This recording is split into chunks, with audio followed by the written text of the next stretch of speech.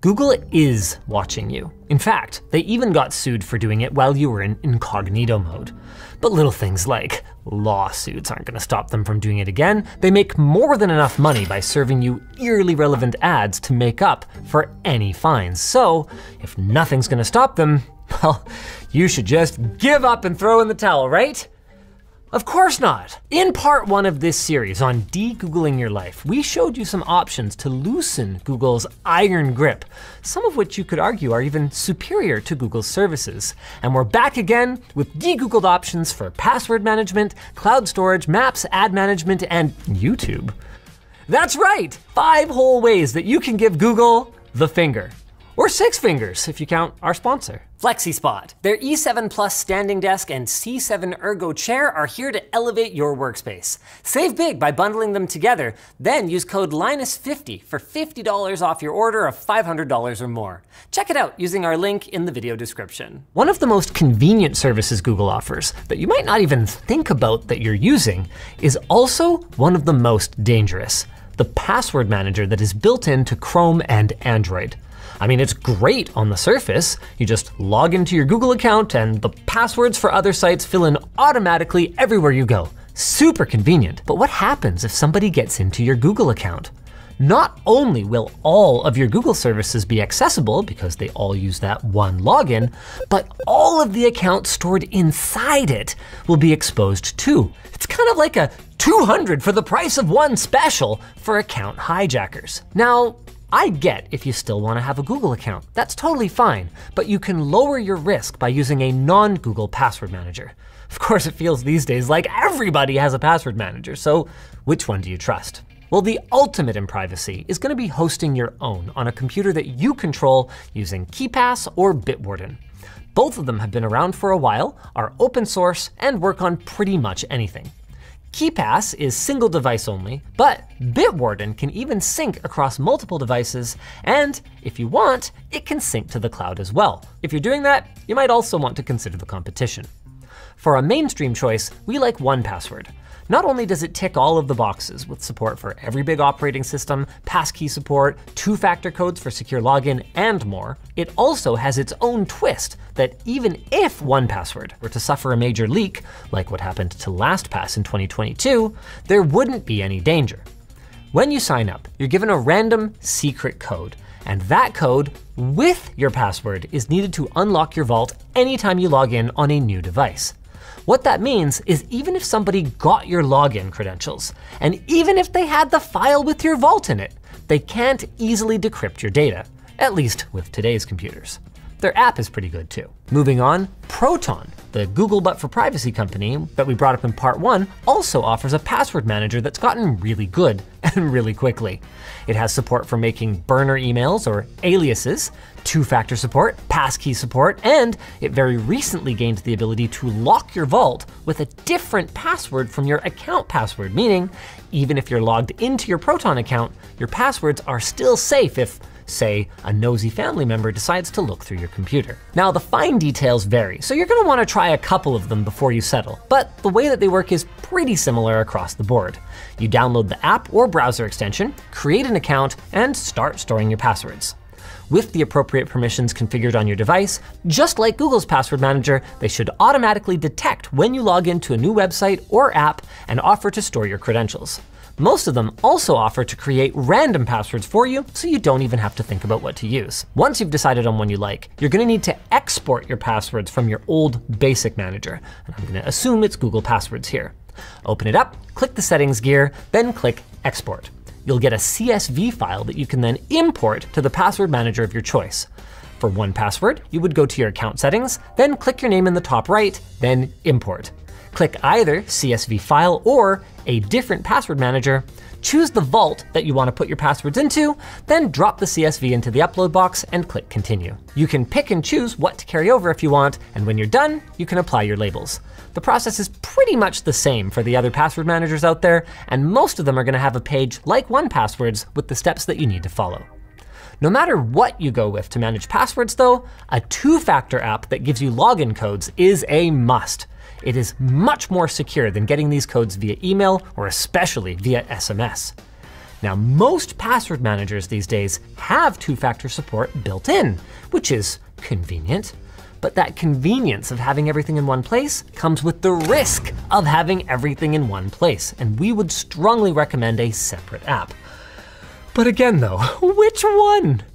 Our main pick is Entei Auth. Yeah, the same Entei as in part 1. It works everywhere and can either be used in the cloud with end-to-end encryption or on a single device without the need for an account.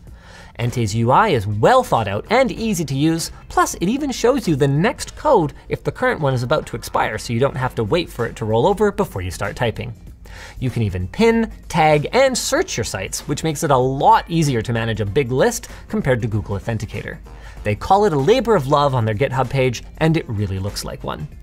Authy is another okay choice with a pleasing look and feel, but compared to Entei, it offers only basic search, which is fine for a lot of people, but there are a couple of things to watch out for. Their desktop app is no longer supported as of March, and your account login is tied to your phone number by default.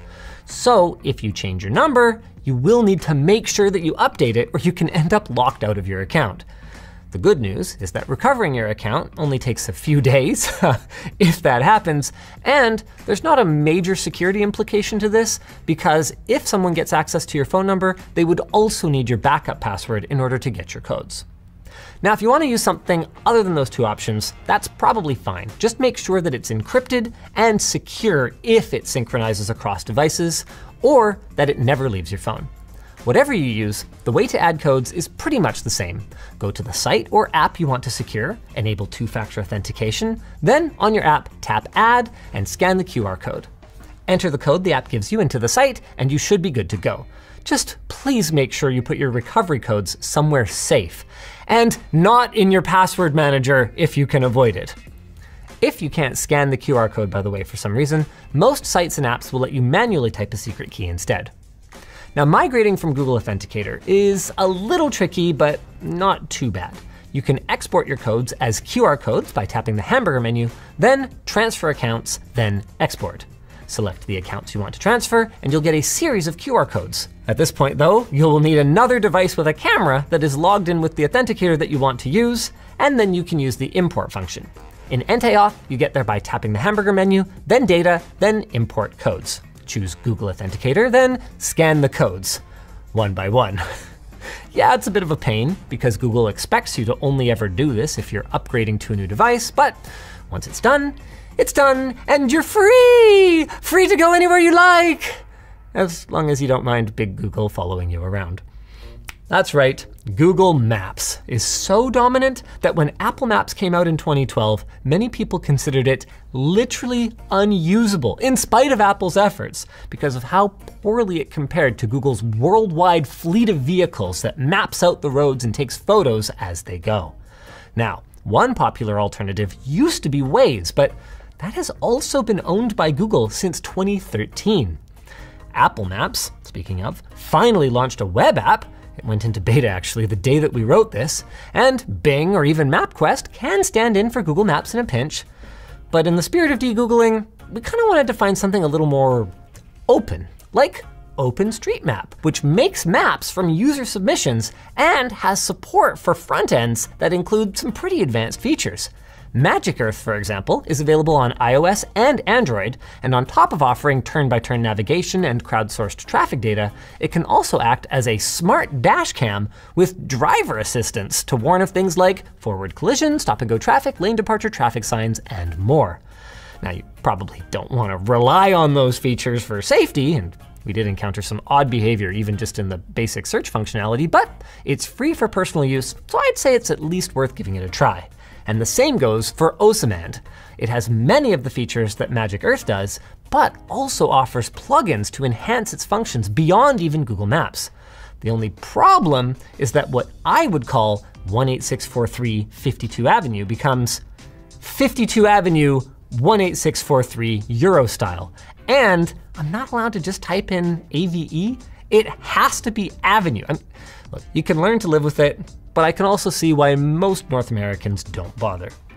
One last option is to use a search engine like DuckDuckGo or Kagi, who we talked about in part 1.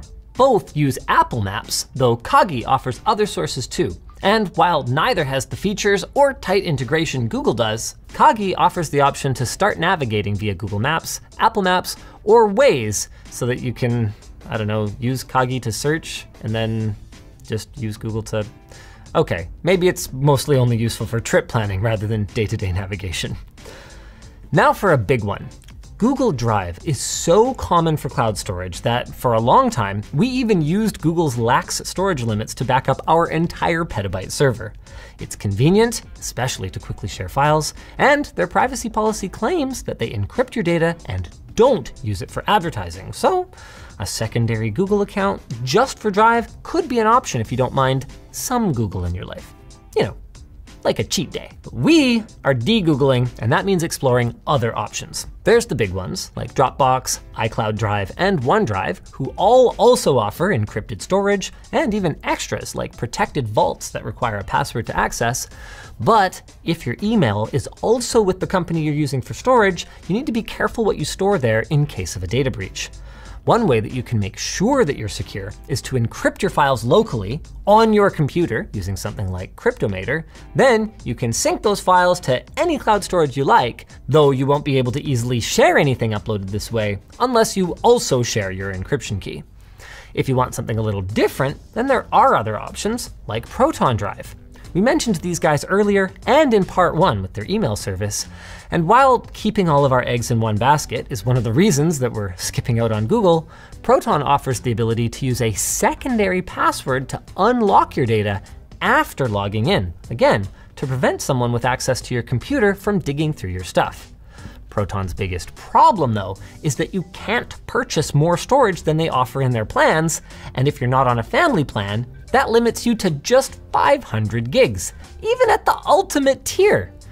Now they do sometimes allow you to upgrade to their older Visionary plan that gives you multiple terabytes of storage, but you're forced to subscribe on an annual basis for a pretty hefty sum. Still, if you're not backing up massive amounts of data, Proton Drive is very Google-like, but not run by Google. Of course, it's not run by you either, is it? And if you've got the hardware to run it, whether it's a spare or dedicated, that's where OwnCloud and NextCloud come in. Both of these will need you to forward ports on your router or install a remote network access app like Tailscale in order to access or share your files away from home. But for your trouble, you get way more control than you do with a cloud storage company. Both of them are free to download open source software with paid extras. OwnCloud is tuned more for our professional setting with Teams, while NextCloud has a host of features that might appeal more to home users, including a TrueNAS plugin that makes it easier to set up on a network storage PC that you might already be running. The last big drive alternative we'll talk about is the Swiss Post Service's Tresorit. It's favored by governments and NGOs for its strong privacy and security, making it a great choice for the paranoid. And on top of that, it's actually a pretty good service in its own right. It even provides a plugin if you want to stick to using Gmail, and has apps for every major OS, even a Linux terminal app for your NAS. The files you upload and share are end-to-end encrypted, and if you're extra paranoid, you can also require the person on the other end to verify their email address before they're allowed to download it. All of this comes at a cost though, with the free version only providing 3 gigabytes of total storage, and the biggest package coming in at 4 terabytes and costing significantly more than Google's options. Though I guess you get what you pay for. Now, speaking of paying for things, I've made my position clear that the ads on ad-supported content are the price, and that blocking them is pretty much piracy.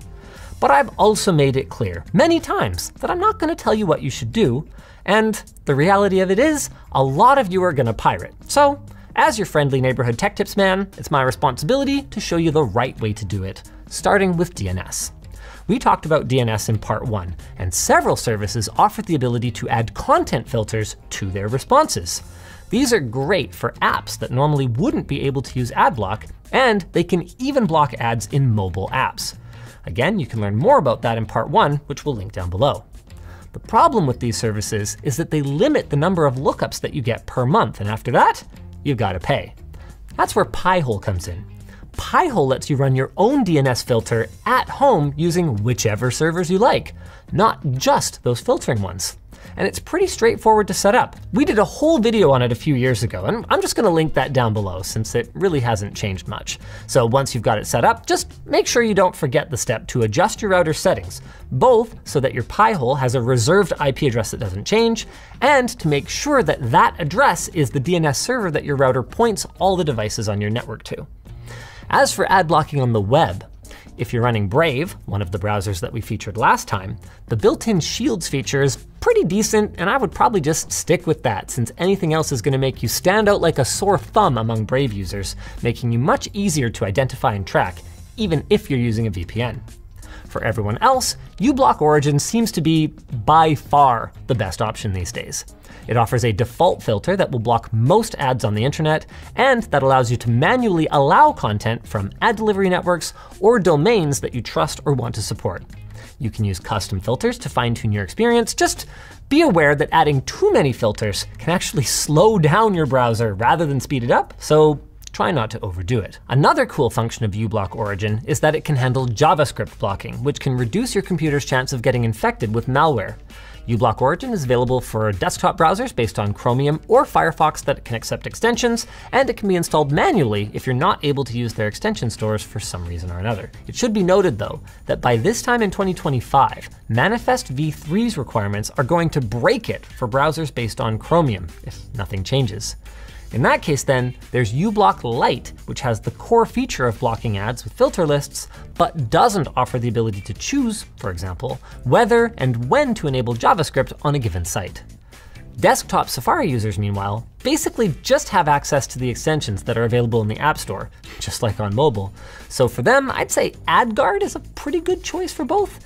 It can do a lot of the basic things that uBlock Lite does, but with some extra customizations available. Just remember to enable it in the extension section under Safari's settings menu and allow it to access all sites. Now, since some schools and workplaces have rules against installing ad blockers, you may not be able to do so. The good news is you can get most of the way there by disabling JavaScript on your browser here. Then, as you find sites that need it, you can allow them one by one like this. It is an extra step, but doing this can even get you past some paywalls and speed up your browser while also removing one of the common ways that malware can get into your system, and one of the common ways that Google tracks you online.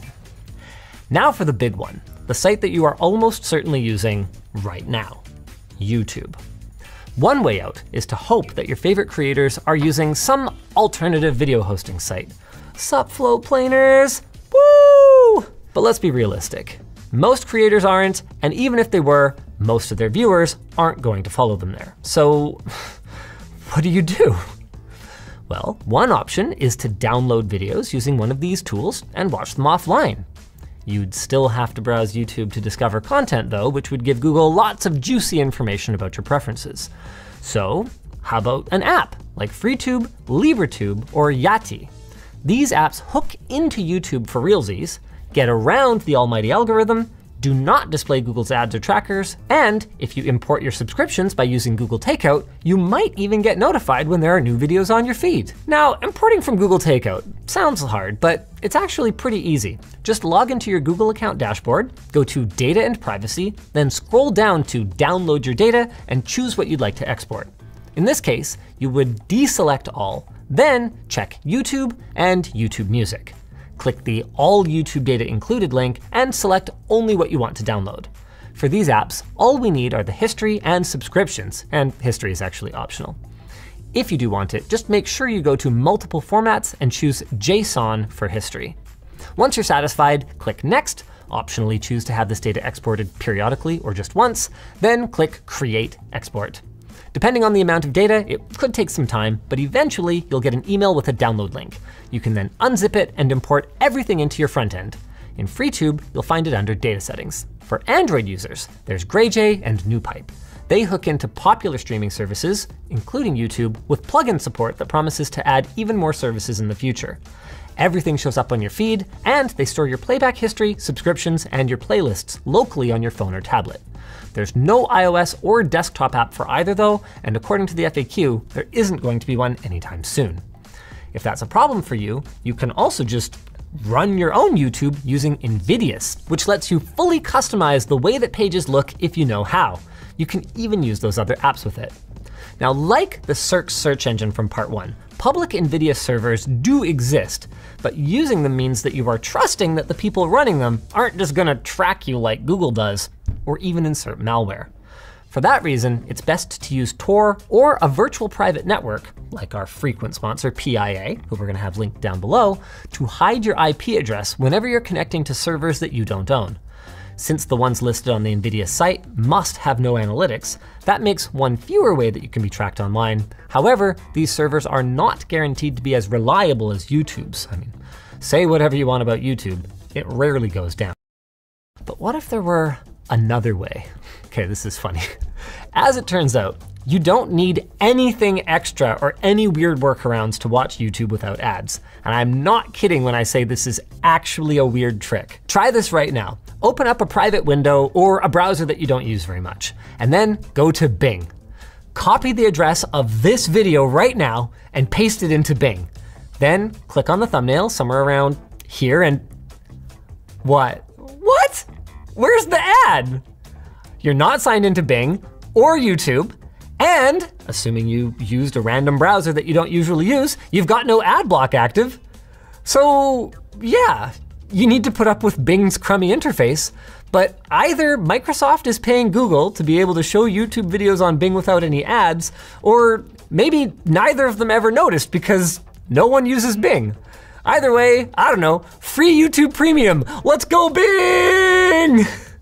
All right, that's not really a reasonable alternative to YouTube, and like those alternative front ends and those apps, it's just YouTube with extra steps still, and if Google decides to get rid of them, they will all disappear. But for now, we've at least given you some options to enjoy your favorite creators without giving Google quite as much information. Of course, we aren't done yet, and for part 3, we'd like to hear from you guys. What services do you recommend? What Google services do you want to stop using?